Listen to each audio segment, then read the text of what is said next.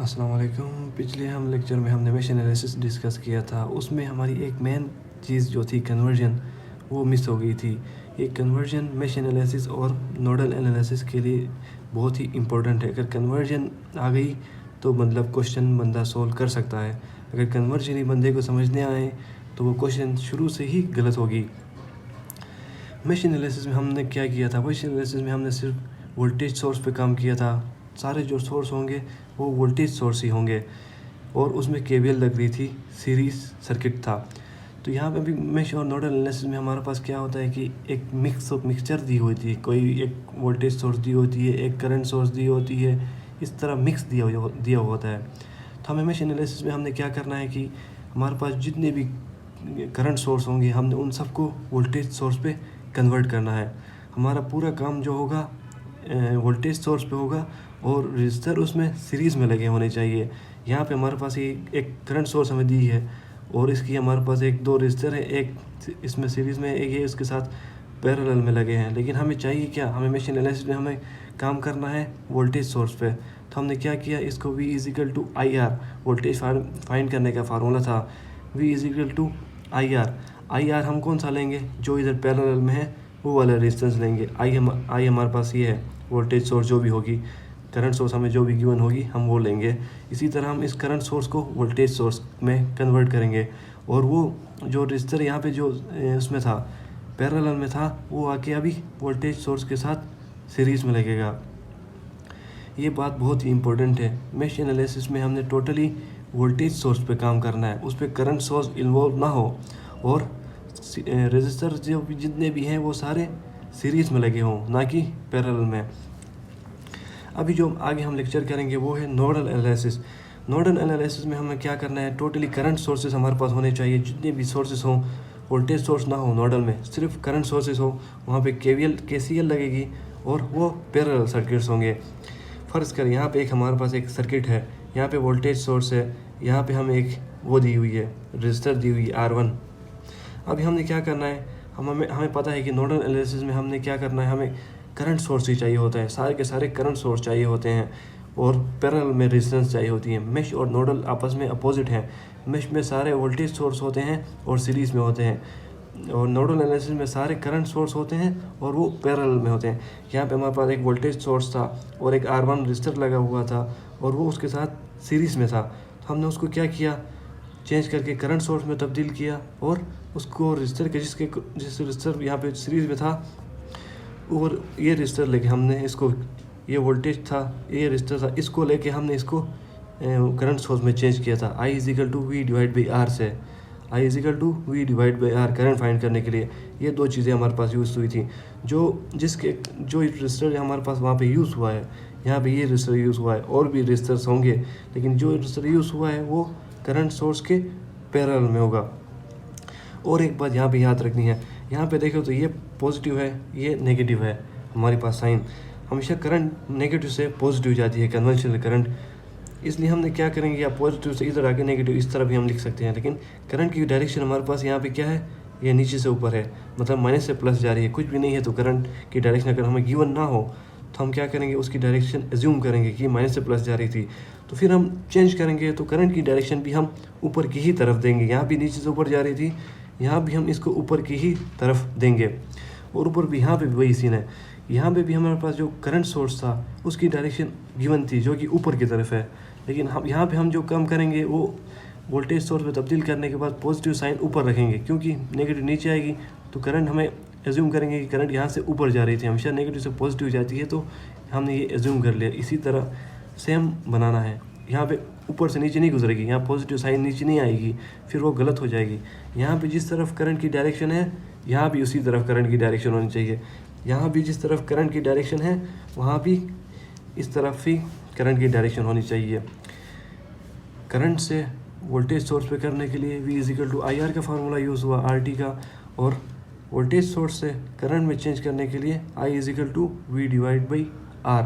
ये चीज़ें मेश और नोडल एनालिसिस में बहुत काम आएंगी, ये समझना बहुत ही ज़रूरी है, इसकी प्रैक्टिस हर क्वेश्चन में ज़रूरी है।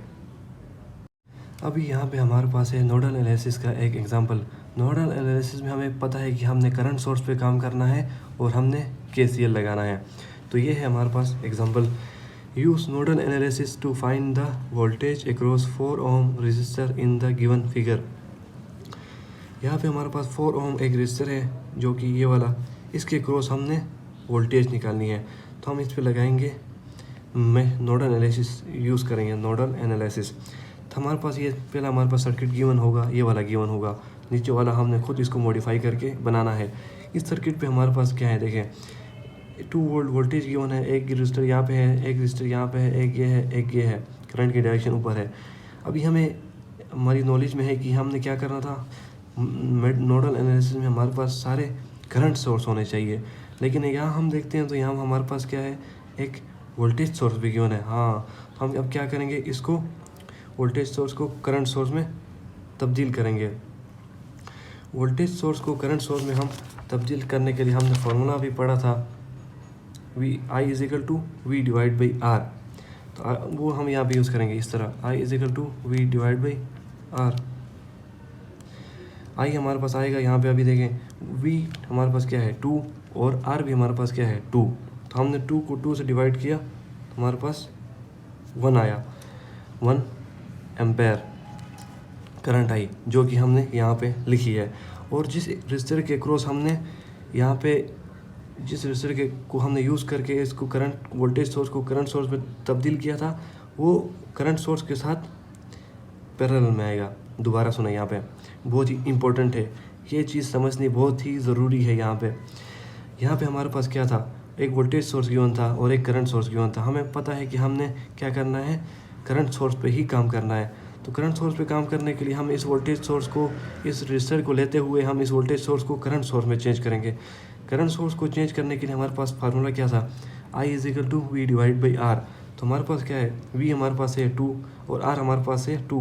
हम इन दोनों को डिवाइड करेंगे, हमारे पास 1 एम्पेयर करंट आ जाएगी। और ये रजिस्टर जिसके क्रॉस हमने काम किया था वो एज इट इज़ यहाँ पे उसके साथ पैरेलल में आएगा। अब ये हमारे पास दूसरा सर्किट, बाकी सेम चीज़ें ऐसी ही बनेंगी। हमारे पास दूसरा सर्किट बन गया।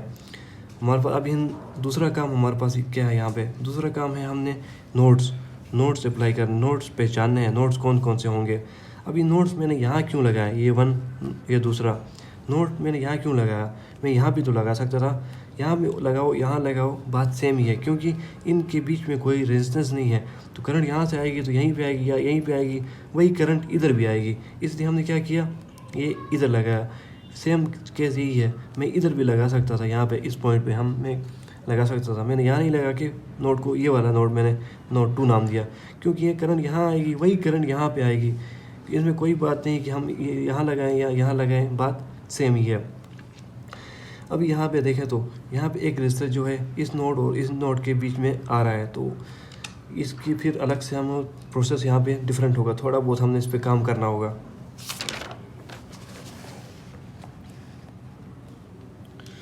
हमने क्या किया, अप्लाई KCL एट नोड 1।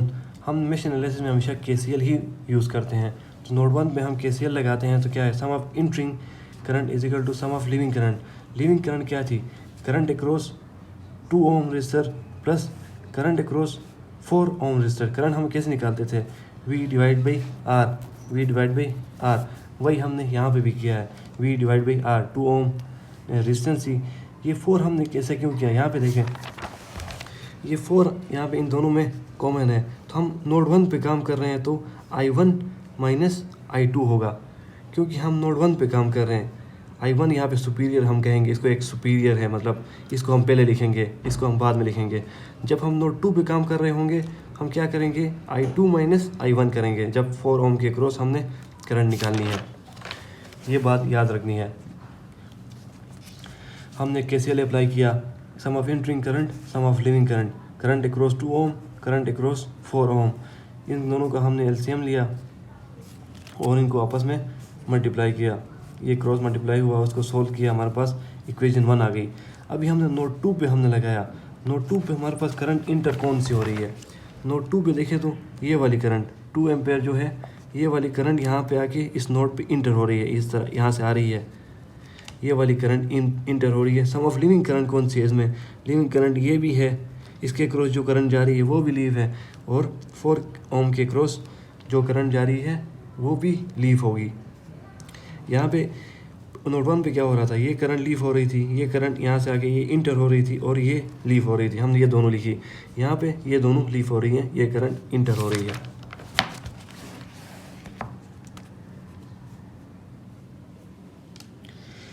अभी apply KCL at node 2। Node 2 पे हमने KCL लगाना है। Sum of entering voltage 2 ampere voltage enter हो रही थी, voltage across current across 8 ohm resistor plus, यहाँ पे देखें ऊपर वाले में हमने क्या किया था, V1 माइनस V2 किया था, यहाँ पे हमने V2 माइनस V1 किया। क्यों? क्योंकि हमारे पास नोड 2 पे काम कर रहे थे, तो वोल्टेज 2 माइनस वोल्टेज 1 होगी। यहाँ पे करंट फाइंड करने, current across 4 ohm resistor with respect to node 2। Node 2 के रिस्पेक्ट से V2 माइनस V1 होगा। अब इन दोनों का एलसीएम लिया, ये एलसीएम आया, ये क्रॉस मल्टीप्लाई हुआ, ये आपस में सोल्व हो गए, हमारे पास 16 आ गई। ये इक्वेशन 2 आ गई, ये इक्वेशन 1। हमारे पास 2 इक्वेशंस आ गई। अभी सिंपली हमने काम क्या करना है, यहाँ पे क्रामर्स रूल लगाना है। क्रामर्स रूल वही सीन है जो हमने पिछले मेश में किया था। अप्लाइंग क्रामर्स रूल, V1 हमने फाइंड करना है इजिकल टू, यहाँ पे V1 V2 हमने ऊपर नाम दिया। अभी हम यहाँ पे V1 हमारे पास है, V1 पे हम फाइंड कर रहे हैं V1 को, तो हम क्या करेंगे, यहाँ पे V1 की वैल्यूज़ नहीं लिखेंगे, यहाँ पे V1 की वैल्यूज़ नहीं लिखेंगे, तो फिर हम क्या लिखें, यहाँ पे हम कांस्टेंट लिखेंगे, जो कि हमारे पास इक्वेशन में जो कांस्टेंट आ रहा है उस वो लाके हमने V1 की जगह पे यहाँ पे लिखनी है। और V2 पे हमने क्या करना है, सिर्फ उसी की वैल्यूज़ ये और ये वैल्यूज़ जो थी वो लाके हमने V2 पे लिखी, डिवाइड बाई V1 की वैल्यूज़, V2 की वैल्यूज़, इनको क्रॉस मल्टीप्लाई करो, बीच में साइन हमेशा माइनस की आएगी, ये बात याद रखनी है। और ये माइनस माइनस प्लस हो, माइनस प्लस हो गई, इसलिए इधर प्लस आ रही है, लेकिन लिखनी माइनस है बीच में। ये माइनस होगी, 28 डिवाइड बाई 7 आ गया, इजिकल टू 4 आ गया। यहाँ पे अभी यहाँ पे V2 फाइंड करना है, सेम प्रोसेस हम करेंगे। यहाँ पे V1 V2, अभी हमने V2 फाइंड करना है, तो हम क्या करेंगे, यहाँ पे V2 की वैल्यूज़ नहीं लिखेंगे, V2 की वैल्यूज़ की जगह पे हम क्या लिखेंगे, कांस्टेंट लिखेंगे, जो पिछली V1 की वैल्यू पे लिखी थी। और यहाँ पे V1 की वैल्यू आएगी, V2 की जगह पे कांस्टेंट आएगी, डिवाइड में सेम वही V1 की वैल्यूज़, V2 की वैल्यूज़, क्रॉस मल्टीप्लाई होंगी, बीच में साइन माइनस की आएगी, लेकिन यहाँ माइनस माइनस हो गए प्लस हो रहा है, तो ये माइनस होगी 57 डिवाइड 6 और ये 8। अभी हमारे पास V1 की वैल्यू हमारे पास आई है 4 वोल्ट और V2 की वैल्यू आई है 8 वोल्ट। हमने वोल्टेज अक्रॉस 4 ओम निकालना है। 4 ओम निकालने के लिए हम देखेंगे कि कौन सी वोल्टेज बड़ी है, V1 बड़ी है या V2 बड़ी है। तो हमारे पास V2 बड़ी है, ये वाली बड़ी है, ये छोटी है, ये 8 वोल्ट है, ये 4 वोल्ट है, इसलिए हमने क्या किया, V2 माइनस V1 किया, क्योंकि ये दोनों रजिस्टर में कॉमन आ रहा था, बीच में आ रहा था, इसलिए हमने V2 माइनस V1 किया। हमारे पास 8 माइनस 4 इजिकल टू 4 वोल्ट। यहाँ पे एक और note, the actual current is following from node 2 to node 1 in the given circuit. Actual current जो थी वहाँ पे नोड 2 से फ्लो कर रही थी। क्यों नोड 2 से? क्योंकि वहाँ पे करंट वोल्टेज बड़ी थी, ये V2 वोल्टेज बड़ी थी, इसलिए ये भी नोड 2 से ही फ्लो करेगी। जो करंट हमें यहाँ पे हमारे पास एक सर्किट में 2 करंट सोर्स हमारे पास गिवन है, जो बड़ी होगी वो वाली फ्लो करेगी, दूसरी वाली चार्ज होगी। मतलब एक बैटरी की हम बैटरी करंट देती है, तो मतलब वो चार्ज होगी, जो बड़ी होगी उसके ज़्यादा फोर्स होगा और वो फ्लो करेगी वहाँ पे।